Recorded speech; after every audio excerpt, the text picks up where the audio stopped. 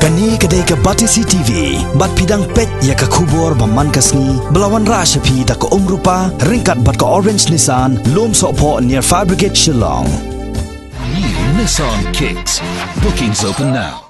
Kasongkonor jong ka State Commission for Protection of Child Rights, ke Kong Mina Kharkongor, ha ke jelang jong ka Social Awareness Talk, Kam Theater, Halaban Sports Club, ke balapnya da ke Sankardev College, ha ke Shipotrek Unailar Arajar Kat Kandai. Kalau ong ba ke jingdon kam ha ke imlang salang, jongi ha kini kisngi bamenta, kadai ban pleno ya lagi jongki khmat, ban long ki ba pikir bat kit khia bha, ya ki khaнаret bat ki samla ki ba mat ya ki jingsha leben, bat ke jingsha thombor ha ki kamrunar, ki bangat ha ki tersem jongki nong bat bor, namar ki ha ban mat ya ki jingsha nyoben, bat ke jingsha penbut nam sneu ha ke imlang salang.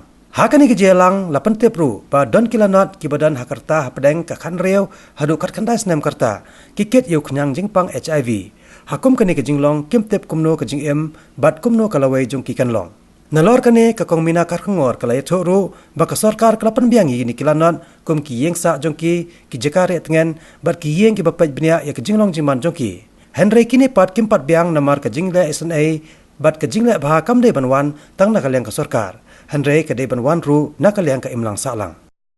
As a commission, we are there to monitor, to see that the children who are being abused, children who are being traumatized, that they get a safe haven to stay. And there were occasions where children have been brought to us in such situations where we saw today. The life story that the girls were enacting where really the stories of some of the victims who are still with us, victims who are the age of 16, 17, suffering from HIV/AIDS, they do not know where the life stands, where they are to go in future. By this act, the POCSO Act, which has stringent punishments, of course, the perpetrators or the accused persons get the punishment deserved under this act. But the question is here, how sensitive are we to these victims? How do we relate to them as duty bearers, as caretakers? Do we really feel for them? In my work, I come across the people who are there to take care of such children. Maybe the police, maybe the social welfare department, maybe the courts, maybe the lawyers. The real life situation which a victim's face is this, which we have seen today. We say we are there to look after these children, but are we really there? Do we feel for them? No, very sad. We go by the book. We follow the procedures, but we do not have sentiments for such children. I have a victim with me now where I am constantly monitoring her. She is a girl of 14 years when she was raped. She is now about to complete 18 years. She has to go out of the home. She is an HIV positive who had been gang raped. She faces a lot of trauma every day. And sadly the people who are looking after her blame it on her, saying that she deserved it. There are many people who might meet who say that she deserves it because she was the girl who went with this man. Imagine the mentality, the attitude that we have as a society. This girl cries day out and day in, wanting to go back to her family. The family doesn't want to take her because she is HIV positive. Where does she go? So the play that Dr. Naomi has laid today, it's all real life situations. And I'm really dumbstruck, madam. It brought tears to my eyes to see and relate and relive all the traumas that these children are facing. So, my request is to all the duty bearers, I will say duty bearers, who look after such children, please do not re-victimize these children. We keep on re-victimizing them when they visit the courts, when they have to meet lawyers, social workers or the people looking after them in the homes, they are not sensitive towards these children. They are so negative, I tell you, so negative. We have counselors, of course we have counselors provided by the government, but how apt are they? You know? So there are so many occasions when I personally take interest in such victims, send them to psychologists, send them to clinical psychologists so that these girls get some help, they get some love, they get the attention. You know, or else people just look down on them saying that they are so negative, they do not want to mix around, they do not want to come out. But we forget that, you know, the trauma that these girls have faced at such a young age is really, really devastating. And as a society, I think we should also all open our eyes to such situations and be more sensitive to such children. You know, the youth especially. There are peer pressures, there are stigmatization in the society, in the schools, in colleges, where, you know, these children have nowhere to go. They want to open up, but where do they go and open up? Who listens to them? Instead, they are blamed that you deserve to be in this situation. So my request is to this play, maybe our eyes will open more, to be more sensitive to such children. And I would request Dr. Naomi, if you could, we could collaborate together and bring this act in the presence of the judges. You know, I would love it that the judges see this play, that the lawyers see this play, and be sensitive to such children, you know. And I think you have all read in the papers also. Just recently a gang rape happened in Delhi.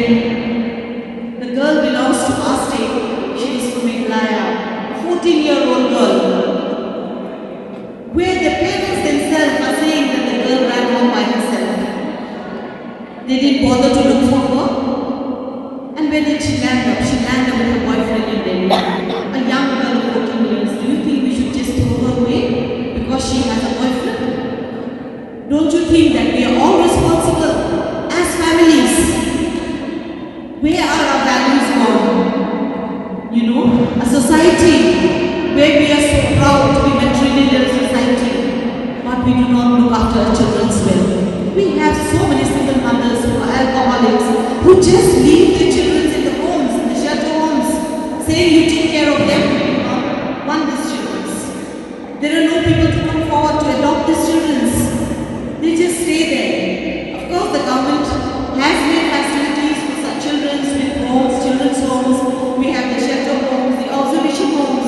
But at the end of the day, we have to ask ourselves, are these missionaries enough? No, it is not enough. The love, the care, the compassion should come from the society. Most people, in fact, since we are having students and parents, college teachers here, I think it's really important for us to understand what is the role of the police and what is the responsibility of the community as a whole. Briefly, let me just mention that most people tend to misunderstand, like when it comes to giving the information or giving the complaint to the police. Most people misunderstood that giving a complaint or lodging an FIR at the police station, it costs a lot of money. No, please, that is a wrong conception, that is a wrong idea. Because whenever you come to the police station, police will, even though when you don't know how to write an FIR, police will always be there to help you, to assist you, how to write. In fact, because it is the police, in fact, who will be knowing what is the legal word, especially because all the ingredients in the FIR, the right sections to be inserted while registering the FIR. In fact, it is the police who can give you the right assistance, the right support, the right kind of words that to use. Because sometimes, why I'm saying this, because sometimes, especially when it comes to sexual abuse against children, sometimes people, it is a matter or maybe in case of sexual harassment, or maybe a case of just sexual assault without penetration. But people sometimes come to us that they mention in the FIR that yes, that my daughter or my relative has been raped. Because you see, why I'm stressing this, because when we talk about crime against children, we have the one act which is called as Prevention of Children from Sexual Offences Act. Because this act provides 5 type offences. First offences we have first category we have with penetration. Second is without we have aggravated penetrative sexual assault. Then we have sexual harassment. Then we have aggravated sexual harassment or primitive sexual assault. Then we have harassment. Because again, this different category, this different classification of offences again comes with different years of the punishment. Suppose if a girl has been sexually assaulted, and if there is penetrative sexual assault, the punishment for the penetrator or for the accused person is 7 to 10 years. But if it is a case of just sexual harassment or just sexual assault, then even the punishment is just 3 to 5 years or 5 to 7 years. So that's why I'm stressing on this, that please visit the right people who can assist you as to how to write a formal complaint or a formal FIR, so that accordingly we can register and investigate accordingly upon this on the correct sections of law. Then second thing is that people are scared to come to the police station. They said that most of the time police used to harass the public when they come to the police station. But I'm telling you that if you have any problems or issue of you are scared to come to the police station, you can either approach me or you can either approach the right people whom you gain confidence or trust, then they can come to the police station. But one more thing for students here, suppose you are children or you are students below 18 years. Yes, you are not legally authorized to sign the FIR. It's only after you have completed the age of 18 years, then only you can sign a formal FIR or formal complaint. So what you have to do is that you can always approach your parents, or you can always approach your teacher, or you can always approach the people that you are close to, or whom you can trust and confidence. Then you can share your problems. Then accordingly, they can come to the station and help you and lodge the FIR. And since this most of the audience here are the youth, let me just also mention something about another form, a kind of addiction, which each one of us I think are falling prey to, because every one of us are aware of addiction to alcohol, addiction to drugs. And can you please tell me what is another form of addiction which each one of us, right from young children to adult or to old age, are addicted to? Sorry? Can you be a bit louder? The addiction to cell phones and pornography also. Yes, that's correct. Thank you so much. Another form of addiction is addiction to cell phone and internet. Through internet, through cell phones, people, young students have access to so many things, especially if your phones, if the internet is not filtered, and especially in the police station, every day we are getting cases of young girls being victimized through Facebook, victimized through WhatsApp, victimized through Instagram, and other forms of social media. So why I'm mentioning this is that I feel that as young students, you should learn. Of course, I'm not telling you that you should not use internet, because internet comes for a purpose. Mobile phones comes for a purpose, because every gadget that comes to us comes for a good purpose, because through internet, mobile phones, you're able to have easy access to, doing project work, communicate with your relatives, partner. So I mentioned about internet, yes, it serves many purposes. But then at the same time, you should learn how to protect your own privacy. I feel that is the first and basic thing. When you learn how to use the internet, when you learn how to use a mobile phone, at the same time, first basic step, I feel that each one of you learn how to protect your own privacy. Because you see many other people out there, because especially social media, especially Facebook, there's a worldwide web, there's a worldwide platform where many people participate in on Facebook. So I feel that it's very highly important, especially for young girls, because now everyone of us are like fallen prey, especially to using, especially taking selfies. Girls, when we go for picnic, when we go for anything, when we wear new clothes, new dresses, we like to take selfies everywhere, in the bathroom, in the bedroom, big spots, everywhere we like to take selfies. Of course, I'm not saying that it's bad, but yes, you should take those things, but learn how to protect your own self-image. Because why?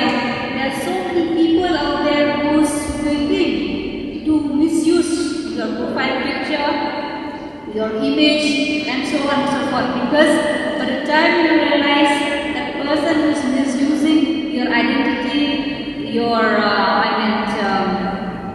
address, by the time you realize it will be too late for you. So it will be difficult for us also at times to solve these kinds of issues, because by the time you realize the damage has been too large. So I feel that each one of you, especially as young children, as young adults here, most of you are, I think, half done 18 or maybe.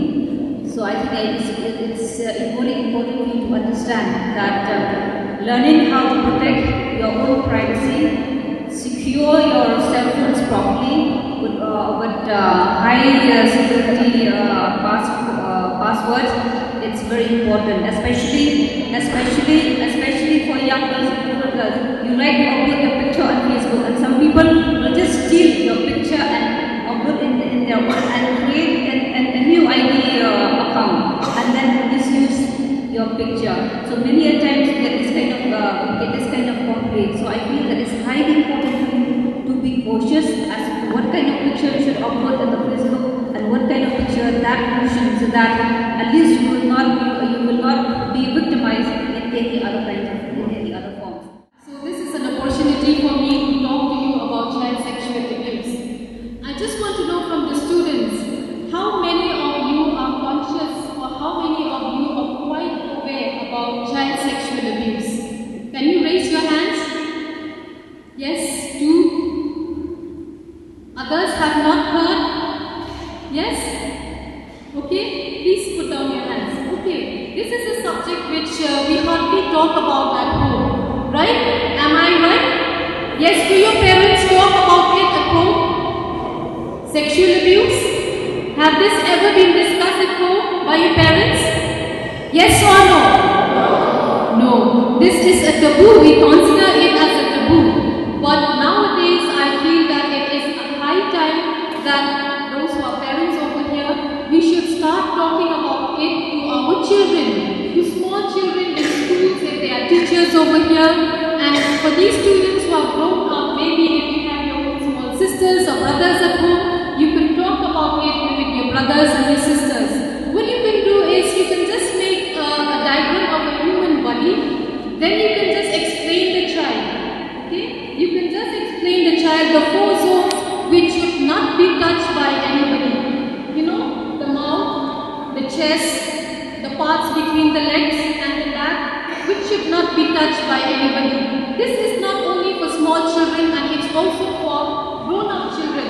It is very important for you students who are here, when you go back to your school, you may have one assignment. Maybe you can draw the diagram of a human body and then put it in the classrooms of small children, so that they know which are the parts of the body which should not be touched by anybody. And maybe you can have a bullet point, or maybe you can explain to those small children about the 4 zones which should not be touched by anybody. And you should also tell the children, if anybody touched any one of those parts, the 4 parts, they should run, they should cry, they should seek help. This is very, very important.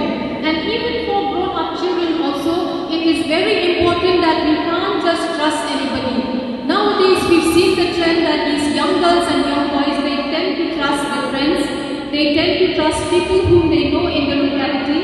And you know, sexual abuse always happens, the perpetrator are always people who knows the child, or but a person who knows the child. So it is very important for us to have our own children at home also to teach our children not to trust each and everybody. There is a limitation, there are limitations. Okay? So it is very important for all of us to work together to protect children from sexual abuse. It is high time that we should not say that we don't have children at home, or it did not happen in my family, or it did not happen in my neighborhood, so I'm not concerned about it.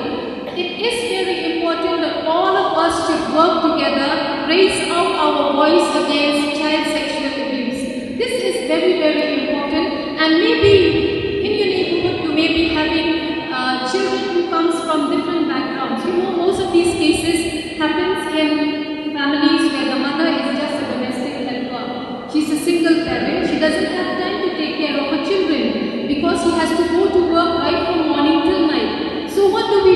We may take the opportunity to create awareness to the mother so that she knows how to teach her child to protect herself or himself from sexual abuse.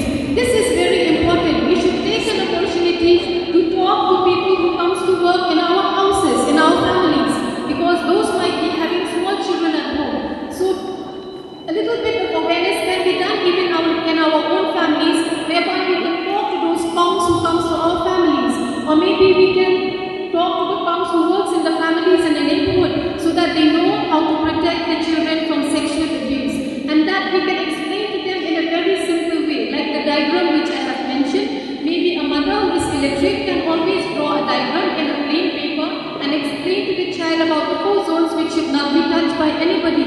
And mind you, for the young people, it is very important that we can't just trust each and everybody, because as I said, perpetrators are always people who know the child or who knows the girl or the boy. So I think this is a very important platform, and for those students who are here, we can work together when we go back to our schools. It's an assignment. When we go back to our families also, we can do this. Practice this at home with the small brothers and sisters, or maybe in your neighborhood, whereby you can teach the small children to know about child sexual abuse. I think that is just a little awareness from my side. Thank you very much, and I wish Sankar Dev College and MAM the very best.